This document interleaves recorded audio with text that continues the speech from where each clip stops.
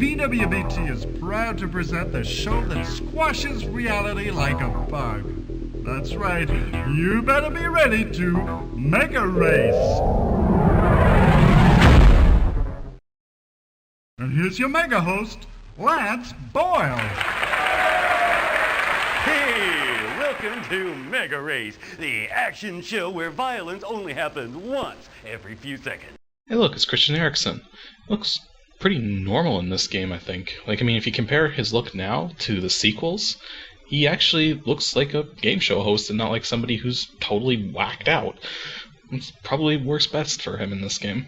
But in any case, today on Ancient DOS Games, we're doing MegaRace. And MegaRace isn't actually really a racing game. It's under the guise of one, but it plays more like just an action arcade game, so to speak. But let's not get too far ahead of ourselves. Let's take a look at the game stats. MegaRace was developed by Cryo Interactive and published by the Software Toolworks in 1994. It's a one-player action game, not a racing game, as it might lead you to believe. It supports 320 by 200 by 256 color VGA graphics, though it also supports a grayscale mode for some reason. I'm not quite sure why they'd have something like that in here, but yeah. It supports multiple sound cards, and just pick whichever ones are the easiest for you to set up and get working. And as for its release date, it's still commercial, but easily obtainable from Good Old Games website. Just go to GOG.com and it's just $6, and you get it with MegaRace 2 as well. Which isn't really that much of a bargain when you consider MegaRace 2 is terrible compared to this game. Okay, not terrible, but they could have done better. So the reason why this isn't actually a racing game is because you're not actually racing down a track, and you're not trying to get first place or anything like that. What's actually going on is that you have a pre-rendered full motion video of the tracks that you're on, and that's being run on the screen, and then you're just controlling a car on the screen that goes between left and right positions on the track.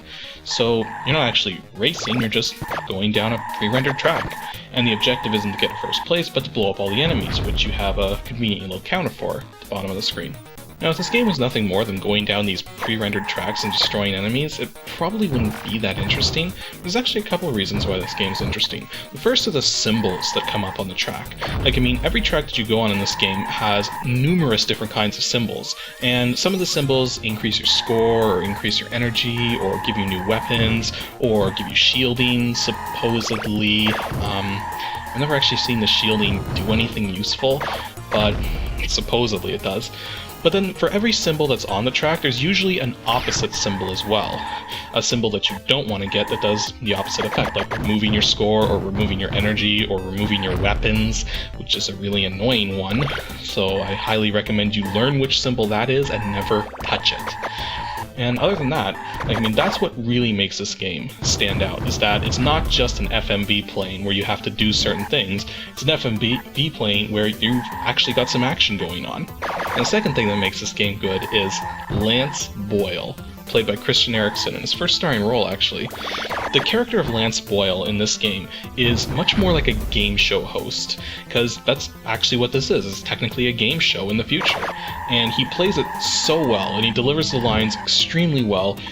It's not nearly as good, though, as MegaRace 2 or MegaRace 3, the sequels to this game, because they went a completely different direction with the character afterwards, making him to be more of a sort of really crazy person, and it feels very awkward. This is his best role for the MegaRace games, and he does it really well. Besides, the art direction in this game is really good. When you take a look at all these pre-rendered 3D graphics, and you consider that this stuff was coming out in '94 when FMV games were just starting to be all the rage and stuff, even though most of them sucked.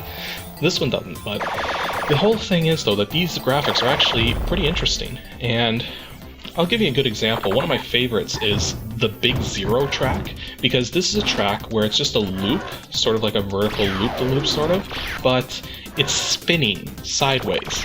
So it's not something you're generally going to notice when you're playing the game, because when you're playing the game, you're focusing on the symbols on the track and on the cars that you're trying to shoot down.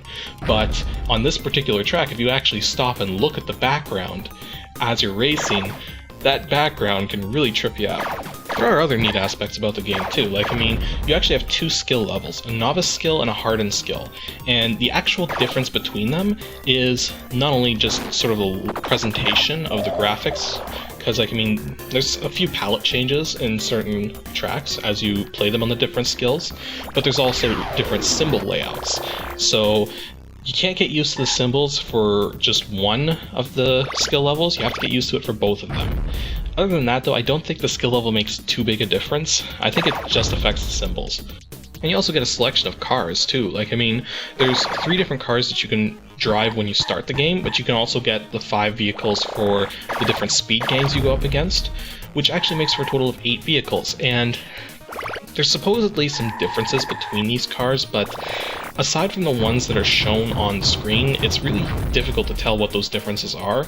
Like, I mean, I know certain vehicles have like better handling characteristics on the different courses, but you don't really notice it that much. So really, it's more about picking a vehicle that either has the armoring you want, or has the ability to shoot missiles if you want to have missiles equipped, or if it has like the ability to have warning devices or shielding.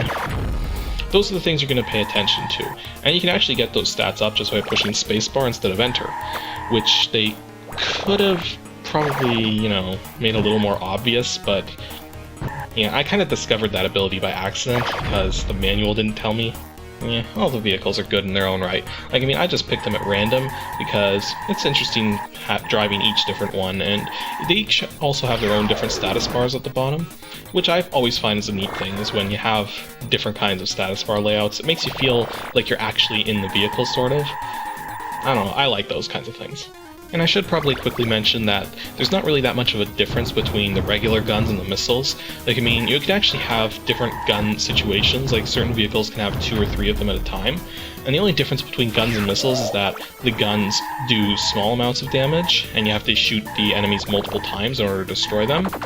But the missiles, on the other hand, they look and sound just like the guns, but they'll destroy an enemy in one hit. So, there you go. Those are your weapons, those are your vehicles, those are your pre-rendered tracks. I don't really have much more to talk about this game. What else can I say? Oh, there are a couple things I just remembered. Firstly, there's a couple special tracks you can go on in this game. There's Skyholder, which is basically just a sort of like a bonus level. It comes up every few races, and whether you win or lose, it doesn't really matter. The whole thing about Skyholder is you're just going for points, and you're going top speed as well, which means if you touch anything, you basically die. But because death is irrelevant in this track, you don't have to worry. And then there's also the can, and this is an odd one. Every so often, if you get really close to winning a race but don't, there's a chance that you'll actually end up on this very special sort of last chance track, and it's called the can. Though in-game the official track name is Tokyo for some reason. I don't get that. But anyways, the whole idea is that if you manage to beat the can, then there you go, you get to continue with the game. But if you lose on the can, even if it's just by a little bit, you don't get a second chance. You're out of the game. The other thing I wanted to mention is that there's a whole bunch of little hidden video clips, so to speak. Like, I mean, when you play this game, there's a whole bunch of different videos that come up with Christian Eriksen playing Lance Boyle, saying certain things about like the track you're about to go on, the speed gang you're going up against. But there's a whole bunch of extras as well. Like, I mean, every one of the speed gang ones has 2. There's one for the very first time you go up against that gang, and there's another one for every additional time you go up against that gang. But there's a particular... You see, this is how I know this. There's a particular speed gang in the game led by King Cool, and there's actually a 3rd hidden video for introducing this gang.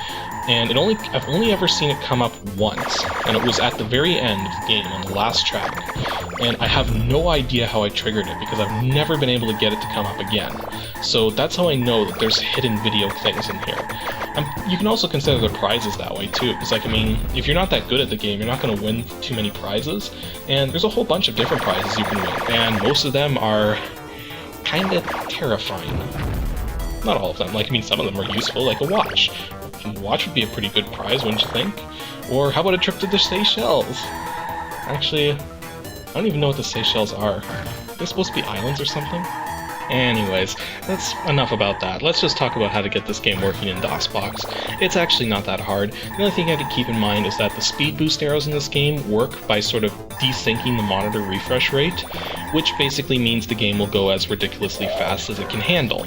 So you want to set a fixed cycles count. I recommend a setting of 10,000, and you can adjust that to however fast you want those speed boosting arrows to send you. Don't set the cycles count too low though, otherwise even the regular gameplay is going to get choppy. And other than that, just keep the graphics filters off, and actually, because this game is a CD-based game, if you're playing this with the actual CD like I am, it will run perfectly fine if you just mount the CD, but if you want better performance, then what I actually recommend you do is turn the CD into an image file on your computer, and then just use DOSBox's image mount command to be able to mount that to image file. And that will give you much better performance from the original CD than actually using the actual CD. So that's all I gotta say about MegaRace, so stay tuned for episode 10 of Ancient DOS Games. And this is going to be a really special episode. First of all, it's going to be the first episode in the double digits, which I think that's an important thing. And also, it's going to be covering a game with mature content, specifically a lot of violence. So, I'm going to have a warning before the episode just in case my younger viewers are watching this. But other than that, though, all I gotta say about the hint for the game is a phrase right from the game itself. Don't forget to salt the fries. Hey, doesn't time fly when you're watching lowlifes die? Just kidding. We'll let our enforcer get some well-earned rest now. Tune in next time to MegaRace, where our tough guy takes it all the way. I'm Lance Boyle, and if you were me, that's who you'd be.